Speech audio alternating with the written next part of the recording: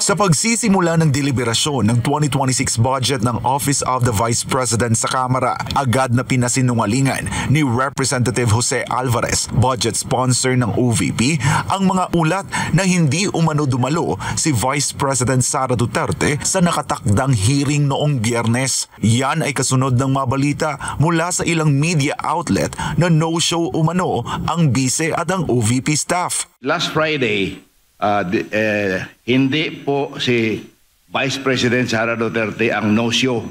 Ako po ang nag-request para i-defer kasi schedule ko kaagad ng Tuesday today at 9 o'clock. Kaya nandito tayo ngayon to deliberate on the budget request of the Office of the Vice President.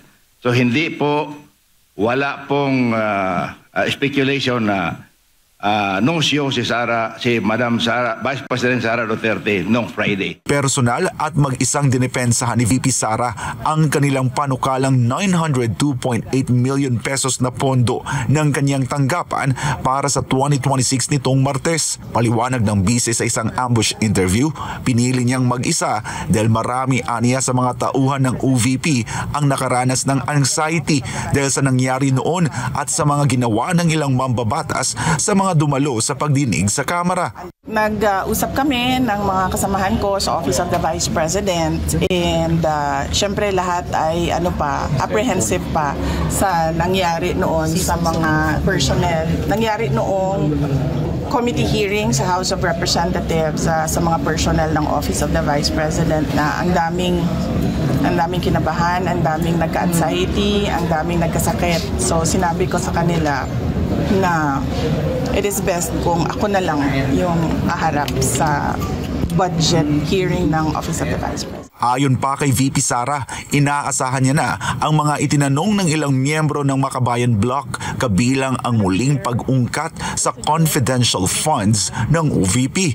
Pero tumanggi ang bise na sagutin ang mga tanong ni ACT Teachers Representative Antonio Tino hinggil sa paggamit ng naturang pondo. The subject confidential funds is a matter in impeachment proceedings, which is archived, but there is a pending motion for reconsideration in the Supreme Court. I cannot discuss defense strategy. I cannot discuss intelligence operations and cannot explain how intelligence operations are done without compromising national security. Kinwestiyon din ang kanyang travel funds ngayong 2025 lalo na sa pondong ginamit sa kanyang mga biyahe abroad, bagay na naipaliwanag naman ni VP Sara. No public funds were used for all my travels. I did not charge representation, I did not charge tickets, I did not charge per dime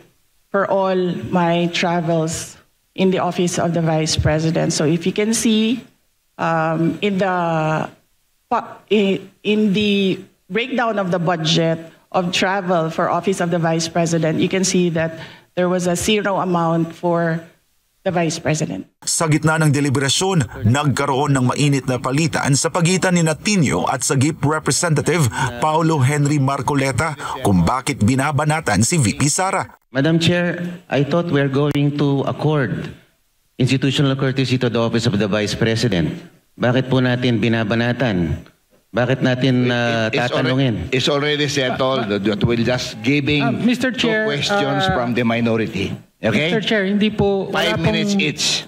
Wala pong binabanatan dito. I take exception the other members from making a manifestation. I take exception to the use of the term binabanatan. Nagtatanong lang po tayo rito at lihitimo naman po ang mga tanong. Madam Chair. So I ask the Congressman... Mr. Chair, may we request for a suspension of Session suspended. Hearing suspended. Para kay VP Sara, malinaw na talagang bumabanat ang mga miyembro ng Makabayan Bloc.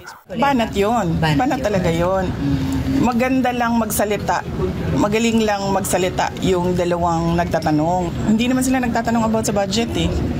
nagtatanong sila about sa confidential funds at sa travel. Sinabi ko na nga wala naman akong kinuhang pera ng gobyerno para bumili ng ticket, humingi para sa hotel, para sa representation per that. Pero bago pa man muling talakayin ang issue sa gastos ng OVP sa foreign trips, may hirit na tanong muna si VP Sara kay Kabataan Party List Representative Rene Co. Magpinsan po ba si Congressman Ko ngayon tsaka si Zaldico? Are they relatives?